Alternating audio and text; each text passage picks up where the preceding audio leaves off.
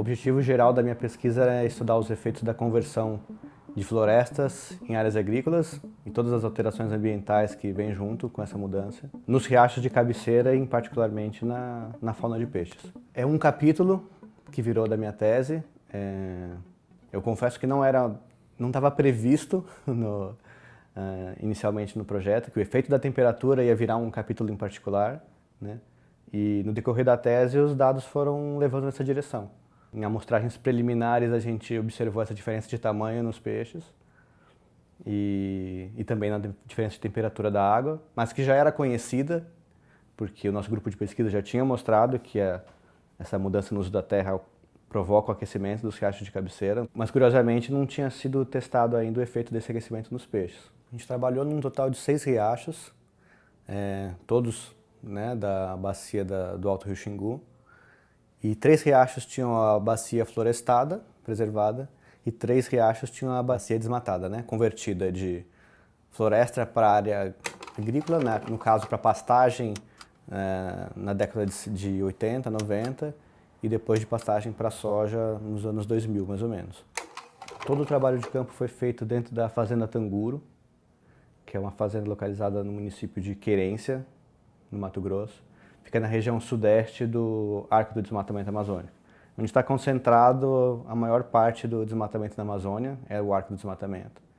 E essa região, em particular, é uma das regiões de fronteiras mais dinâmicas, assim, que está acontecendo mais, onde mais ocorre o desmatamento e a conversão das pastagens em lavouras também. Hoje em dia, a soja está dominando a região, né? Aqui a gente vê um riacho de floresta, com bastante mata nas margens dele, que a gente chama de zona ripária, sombreado e com muita matéria orgânica no fundo. Aqui a gente vê folhas depositadas em todas as margens e no fundo dele também. Esses riachos tendem a ser mais frescos, por serem sombreados, eles tendem a ser mais frescos, têm uma temperatura da água menor do que os riachos de área agrícola. A temperatura média dos riachos de floresta é 25, varia de 24 a 26. Os riachos de área agrícola eles não têm sombreamento nenhum, praticamente.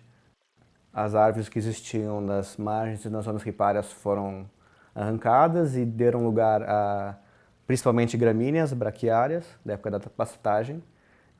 Mesmo o plantio de soja não chegando mais até a beirada do rio, as condições que as gramíneas estabelecem lá não deixam que a vegetação se recupere novamente, que cresçam árvores. O riacho não tem cobertura de dossel, né, que é o que a gente chama esse sombreamento que as árvores fazem em cima do riacho. Ele está exposto ao sol, a temperatura é mais alta, a temperatura média é 28 graus, mas nas horas mais quentes do dia pode chegar a 32, 35 graus. E ele deixou de ter aquele monte de folha e tronco caído de floresta que tinha no fundo e passou a ter principalmente macrófitas e gramíneas.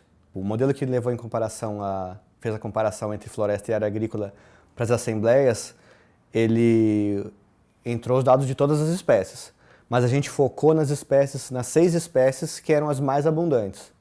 Então a gente rodou modelos para essas espécies também, em particular, comparando o tamanho só dessas espécies, o que a gente chama de comparações no nível da população, que é você olhar uma espécie e comparar a população dela de floresta com a de área agrícola.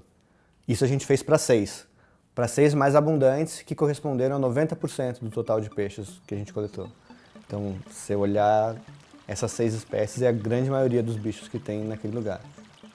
No caso, esse aqui é um Melanurhívulus, é a espécie que a gente usou no laboratório, é a espécie mais abundante na região, em termos de números de indivíduos. Em biomassa não é, né, porque ela é a menor da nossa área de estudo.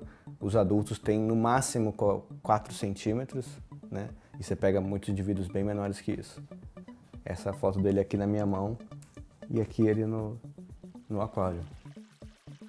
Bom, a gente observou primeiro na natureza que esse peixe estava sendo menor, o tamanho corporal dele era menor em riacho de área agrícola em relação aos riachos de floresta. E aí o que a gente fez foi coletar esse peixe nos mesmos riachos que a gente trabalhou, lá do Mato Grosso, né, do Xingu para cá, para o IBUSP.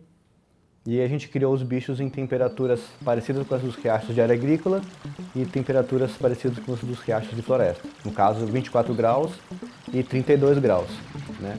Que foi o intervalo de temperaturas que a gente encontrou no campo. Bom, aí a gente criou os peixes em aquários individuais, né? Cada peixinho no seu aquário, alimentou todos eles de forma igual durante 2 meses. E nós comparamos a massa inicial com a massa final, né? Em peso, né? Em miligramas, com que massa eles entraram e com que massa eles saíram.